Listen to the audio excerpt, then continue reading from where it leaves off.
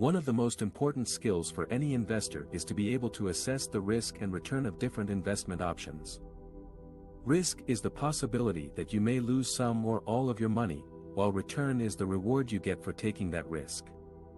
In general, higher risk investments offer higher potential returns, but also higher chances of losses. Lower risk investments offer lower potential returns, but also lower chances of losses. But how can you measure and compare the risk and return of different investments? There are several methods and tools that can help you do that. In this section, we will cover some of the most common ones. The first method is to use standard deviation. Standard deviation measures how much an investment's returns vary from its average over time. The higher the standard deviation, the more volatile and risky the investment is. For example, if an investment has an average return of 10% and a standard deviation of 5%, it means that its returns can range from 5% to 15% in any given year. If another investment has an average return of 10% and a standard deviation of 15%, it means that its returns can range from -5% to 25% in any given year. Clearly, the second investment is more volatile and risky than the first one. The second method is to use the Sharpe ratio. The Sharpe ratio measures how much excess return an investment generates per unit of risk. The excess return is the difference between the investment's return and the risk-free rate of return, which is the return you can get from a safe investment like a government bond. The risk is measured by the standard deviation of the investment's returns. The higher the Sharpe ratio, the better the investment's performance relative to its risk.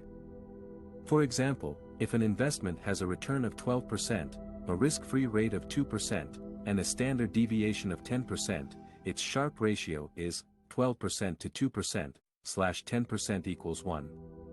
If another investment has a return of 15%, a risk-free rate of 2%, and a standard deviation of 20%, its Sharpe ratio is 15% to 2% / 20% equals 0.65. The first investment has a higher Sharpe ratio than the second one, which means that it offers more return for each unit of risk. The third method is to use beta. Beta measures how much an investment moves in relation to the overall market. The market has a beta of 1 by definition. An investment with a beta higher than 1 is more sensitive and risky than the market, while an investment with a beta lower than 1 is less sensitive and risky than the market. For example, if an investment has a beta of 1.5, it means that it tends to move 50% more than the market in either direction. If another investment has a beta of 0.5, it means that it tends to move 50% less than the market in either direction.